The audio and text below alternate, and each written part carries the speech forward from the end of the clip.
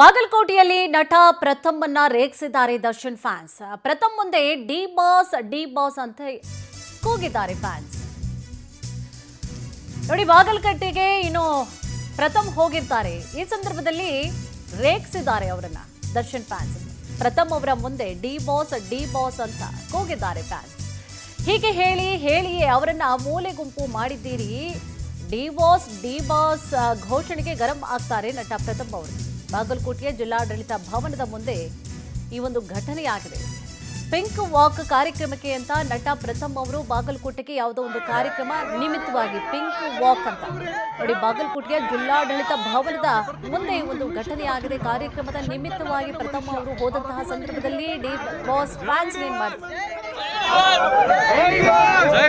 ಪುನೀತ್ ರಾಜ್ಕುಮಾರ್ ಅಭಿಮಾನಿಗಳ ಶಂಕರ್ನಾಗ್ ಸತ್ತು 35 ವರ್ಷ ಆಯ್ತು. ಇವತ್ತು ಜನ ಸ್ಮರಿಸ್ತಾರೆ. ಅವ್ರು ಮಾಡಿರೋ ಕ್ರೇಜ್ ಯಾರೂ ನೋಡಿಲ್ಲ. ಅಣ್ಣವರು ವಿಷ್ಣುವರ್ಧನ್, ನಾನು ನಿಮ್ಗೆ ಯಾಕೆ ಮಾತು ಹೇಳ್ತೀನಿ ಅಂದ್ರೆ, ಒಂದು ಮಾತು ಹೇಳ್ತೀನಿ ಕೇಳಿ. ಪಾಪ ಆ ನಟ ದರ್ಶನ್ ಅವ್ರು ಕೂಡ ಚೆನ್ನಾಗಿರ್ತಾರೆ. ನೀವೆಲ್ಲ ಕೂಗಿ ಬೀದಿಗೆ ತಂದ್ಬಿಡ್ತೀರಾ. ಆರಾಮಾಗಿ ಇರ್ಲಿ ಬಿಡಿ.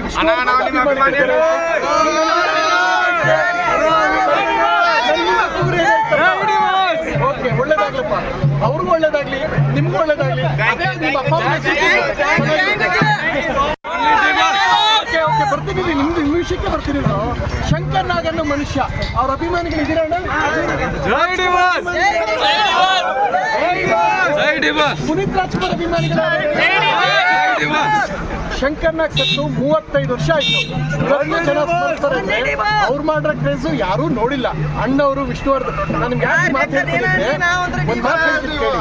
ಪಾಪ ಆ ನಟ ದರ್ಶನ್ ಅವ್ರು ಕೂಡ ಚೆನ್ನಾಗಿರ್ತಾರೆ. ನೀವೆಲ್ಲ ಕೂಗಿ ಬೀದಿಗೆ ತಂದ್ಬಿಡ್ತೀರಾ. ಆರಾಮಾಗಿ ಇರ್ಲಿ ಬಿಡಿ.